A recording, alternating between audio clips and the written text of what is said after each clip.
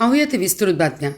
येत्या 1-2 वर्षात सिंचन योजनांची कामे पूर्ण करण्याचे शासनाचे प्रयत्न असून यासाठी टेंभू, म्हैसाळ व ताकारी या 3 सिंचन योजनांसाठी 1,536 कोटींचा निधी उपलब्ध करून देण्यात आला असल्याची माहिती जलसंपदा मंत्री राधाकृष्ण विखे पाटील यांनी दिली आहे. कवठेमंकाळ तालुक्यातील श्री क्षेत्र बिरोबा देवस्थान आरेवाडी येथे बिरोबा दर्शन घेतल्यानंतर शेतकऱ्यांशी संवाद साधताना ते बोलत होते.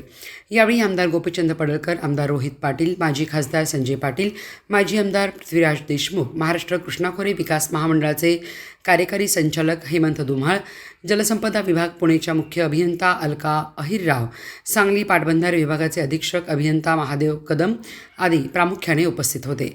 यावेळी विखे पाटील म्हणाले, 2014 पासून टेंभू, म्हैसाळ उपसा सिंचन योजनांसाठी सातत्याने निधी उपलब्ध करून दिल्यामुळे या योजनेची बरीच कामे पूर्ण होऊन दुष्काळी भागाला पाणी मिळू लागले.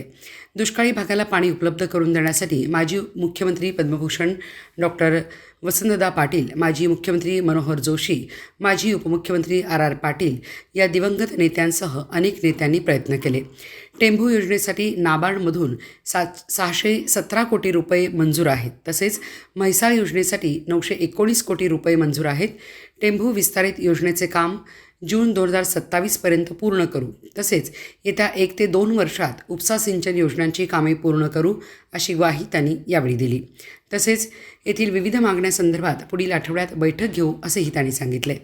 आमदार पडळकर म्हणाले, टेंभू व म्हैसाळ योजना पूर्ण क्षमतेने चालवण्यासाठी या योजनेचे जुने पंप बदलणे आवश्यक असून विस्तारित टेंभू योजनेचे काम तात्काळ पूर्ण करावे.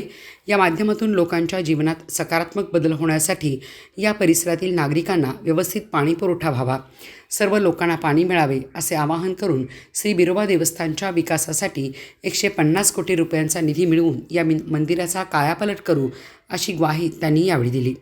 बिरोबा तीर्थक्षेत्राच्या विकासासाठी निधी उपलब्ध करून द्यावा, येथील पाण्याचा प्रश्न सोडवावा, विस्तारित टेंभू योजना, म्हैसाळ उपसा सिंचन योजनेची कामे गतीने पूर्ण करून या परिसराचा विकास करण्यासाठी आवश्यक निधी लवकरात लवकर उपलब्ध करून देऊन कामांना गती द्यावी अशी मागणी आमदार रोहित पाटील यांनी यावेळी केली. श्री बिरोबा देवस्थान ट्रस्टचे राजाराम कोळेकर यांनी बिरोबा मंदिर परिसर विकासासाठी निधी लवकरात लवकर मिळावा, तसेच टेंभू योजनेचे पाणी मिळावे जेणेकरून यात्रा कालावधीत भाविकांना पाणी टंचाईची कमतरता भासणार नाही अशी मागणी यावेळी केली. जेवढ्या योजना आता पूर्ण झाल्यात, म्हणजे एक महत्त्वाकांक्षी योजना होत्या ह्या ताकारी, म्हैसाळ, टेंभू, काही भागामध्ये अजून जायचं राहिलं, परंतु मोठ्या प्रमाणामध्ये आता सिंचनाच्या व्यवस्था निर्माण झाल्यामुळे आता आमचा शेतकरी बांधव सुखावलेला आहे. पण आधी आता जशी पाण्याची मागणी वाढत चालली तसं विस्तृत भागाला पाणी मिळावं अशी मागणी आहे.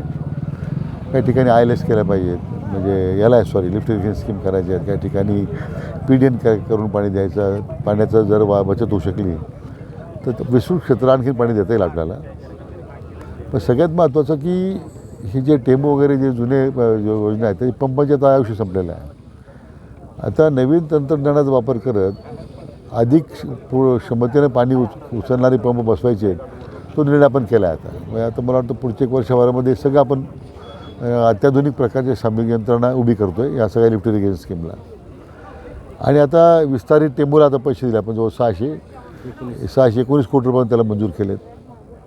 मला वाटतं तुमच्या MRDPमध्ये आता हा KTवर आता आपण धरलेलाच आहे. आज त्याची साईट निश्चित केलेली आहे आपण. आज त्याच्या बोरिंगच्या सूचना दिलेल्या आहेत, ताबडतोब त्याचे प्लॅन एस्टिमेट करण्याच्या सूचना दिलेल्या आहेत. ती अडचण राहणार नाही आता. त्यामुळे मला वाटतं सांगली जिल्ह्यातल्या म्हैसाळच्या आता पैसे दिले म्हणतो आपण, जो किती आपण दिले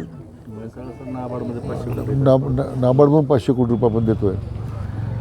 पण थोडक्यामध्ये आज झालेल्या सगळ्या पाहणीमध्ये ज्या भागामध्ये अजून पाणी अद्याप जायचं आहे किंवा मागणी आहे किंवा पाणी पोचत नाही, त्या सगळ्याचा सर्वे जे काही निवेदन प्राप्त झाली पुढच्या 8 दिवसात अधिकाऱ्यांना करायला सांगितलेलं आहे. आणि त्या पुढच्या वेळेमध्ये स्वतंत्र बैठक घेऊन मग जेवढं आपल्याला त्या वेगळ्या योजनेमध्ये निर्णय करणं शक्य आहे ते आपल्याला करता येईल. एकीकडे हा सगळा पूर्व भाग तुम्ही पाण्याखाली आणण्याचा प्रयत्न करताय, मात्र ज्या ठिकाणी आपण उभा आहोत संगमावरती तिथून अलमट्टीचा फार मोठा विषय आहे या भागामध्ये पाण्याचा. याही वर्षी जी उंचीचा जो सातत्यानं प्रश्न येतो, याही वर्षी अलमट्टीनं आडमोठी भूमिका घेतलेली आहे. 517 मीटरची जी उंची ठेवायला हवी ती अधिक आहे असं चिन्ह आहे. नेमकी सरकार महाराष्ट्र सरकार याबाबत काय बोलू असं आहे की दोन गोष्टी महत्त्वाच्या आहेत. गेल्या वर्षी पूर नियंत्रणाचं आपण इतकं उत्तम मॅनेजमेंट केलं आपल्या अधिकाऱ्यांनी. आम्ही सातत्यानं लक्ष ठेवून कॉर्डिनेशनमुळं कर्नाटक सरकारच्या अधिकाऱ्यांबरोबर कुठेही पाणी शहरात गेलं नाही, कोणत्याही सखोल भागात पाणी शिरलं नाही. कारण शेवटी ते हिपर्गी बॅरेजचा एक मोठा इश्यू होता.